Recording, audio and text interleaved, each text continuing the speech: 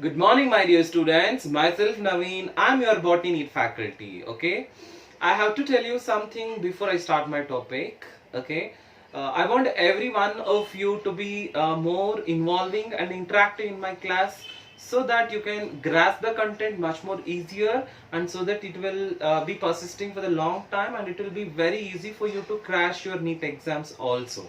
Okay, for the first, I would like to ask the last bench, Rudra. Can you tell me what do you mean by the defining property, which should yes, which is which should be existing in all the living, right? Yes, Sahana from second bench. Can you tell me what do you mean by, or can you give me an example for a defining property of living beings? Yes, the responses for the stimulus and the metabolism. Yes, the first bench, Guru. What do you mean by metabolism? It is nothing but exactly the summation of anabolism and catabolism. Okay, now let's see what do you mean by catabolism. Catabolism is nothing but the breaking down of the huge molecules into the simpler ones. Okay, what happens exactly in the digestion process? The complex food molecules such as the starch, glycogen, or the complex lipids, or it may be the complex proteins, are broken down into the simpler ones such as the glucose or some of the oligosaccharides, and maybe the fatty acids, glycerol, and the amino acids. Let's leave all those things. Let's focus on this glucose. What happens to this glucose? Whether it is an animal, or it may be a plant, or maybe a microorganism, this glucose is very important for all of us, because when it is broken down into the carbon dioxide, water, and what is that? The last thing, very importantly, the energy. So when this glucose is broken down into the most simplified ones, we will get the energy.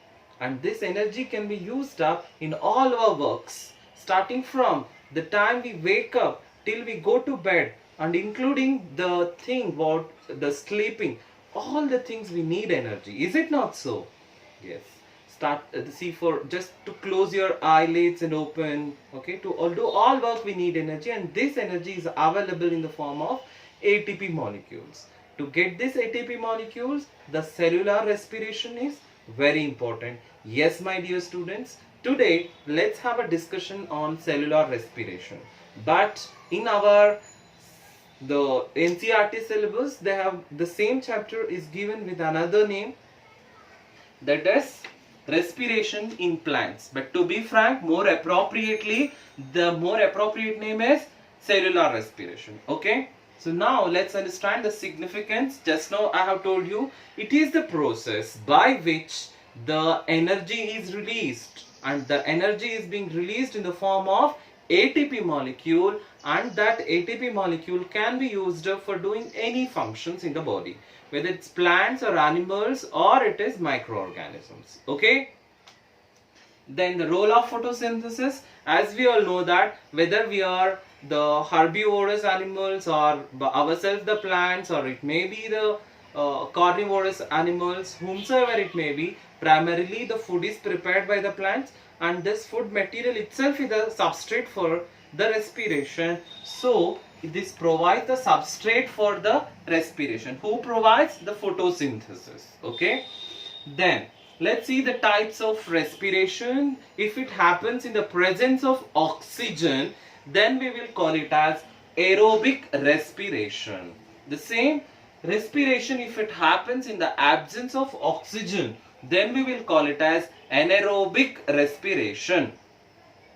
And then I have to tell you, just now I told you that the role of photosynthesis here, just I have depicted with a pictorial presentation. You know that there is a light reaction happening, and the dark reaction of the Calvin cycle is happening, and due to that we will get the triose phosphates, and from that at last we will get the starch. And this starch, when the animals are eaten, or the plant itself can be used up. Okay, and then it can be converted into sucrose, and then into glucose, and then it can also be split into triose phosphates, and these triose phosphates are further converted into the pyruvate, and this pyruvate will be further broken down into ethanol, which is a 2-carbon molecule.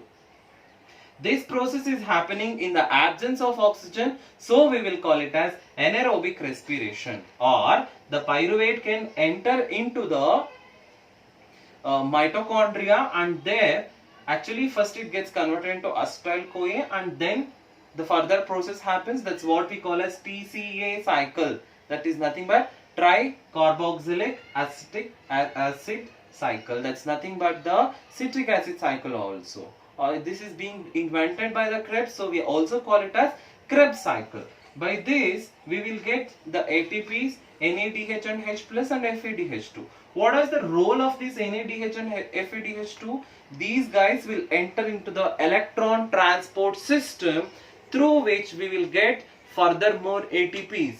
Okay, so this what we have discussed now in this video is just an overall view of the cellular respiration. In our next video, let us going to discuss much more detailed versions of the cellular respiration. To be frank, we are going to discuss in 3 different schedules. In the first schedule, we are going to discuss the glycolytic pathway. In the second phase, we are going to discuss the Krebs cycle. In the last or the third one, we are going to discuss the electron transport system. Okay, thank you. Have a nice time.